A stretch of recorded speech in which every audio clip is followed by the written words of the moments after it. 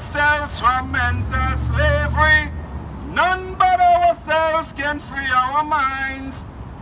Have no fear for racial brutality. None of that can stop the times. How long shall they kill black people while we stand aside and look?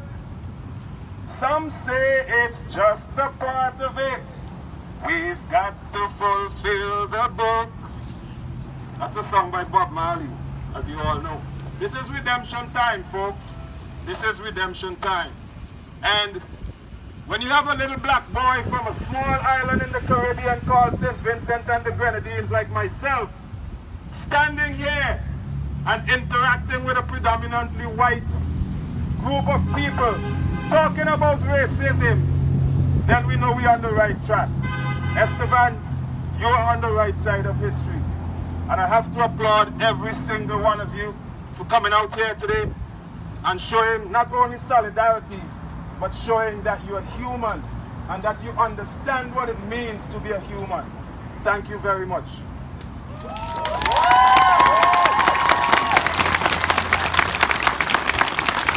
I don't want to stand up here and preach today, and I respect everybody and all the faith, the different faith and beliefs that you have. And I see many faces here from the church that I go to. And if we adhere to the principle of Jesus Christ, that we are all one, and that we are all from the same Creator, and if we live by that principle, then these kinds of activities don't have to happen. I want to convey my condolences to the family of George Floyd and all the other victims of racial brutality.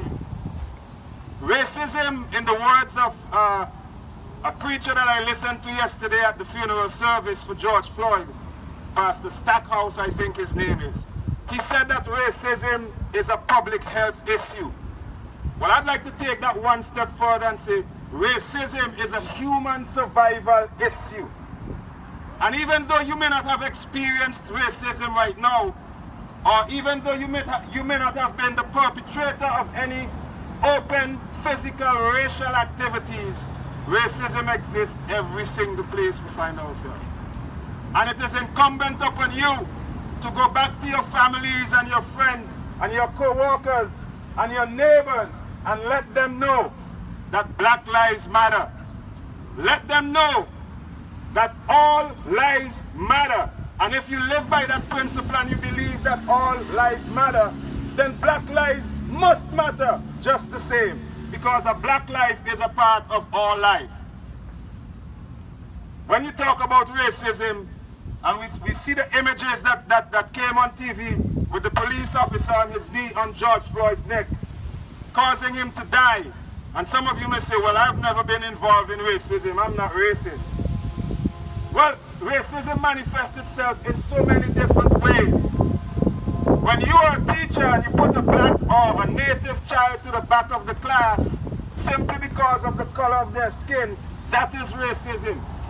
When you're walking up on the street and you see a black person coming toward you and you bend down your head just not to make eye contact to say hello, that is racism. When you go to work and you look at your co-worker differently because of the color of their skin, that is racism. How would you feel if I were to discriminate against you because of the color of your eyes or because of the color of your hair?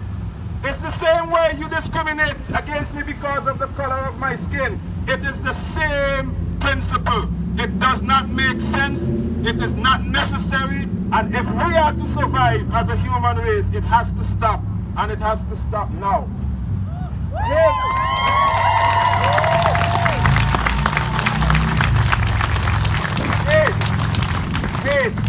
Hate is dangerous to everyone. Racism is hate, and it's dangerous to everyone. And if hate is dangerous to everyone, the job of fighting and stamping out hate is a job for every single one of us. I want to thank you again for coming out, and I want to encourage you not to be afraid. Speak up. Don't wait for somebody else to act. Be the one to make that positive change. Don't sit back and wait for somebody else to do something. Don't be afraid to come up and say hello to me because I'm black, or because somebody is Indian or native. This is a very difficult conversation that must be had. Unless you start talking about these issues, we're going to be coming back here many, many times in the future talking about Black Lives Matter. We don't want to do that, so let's take on the responsibility. Let's be brave. Let's be open. Do not be afraid to talk about the hard issues of life. Talk to your kids, talk to your co-workers, talk to your husband, talk to your wife, and let them know all lives matter, but Black Lives Matter even more importantly, so that we can stop these kinds of things that's happening. Thank you so much. Take care.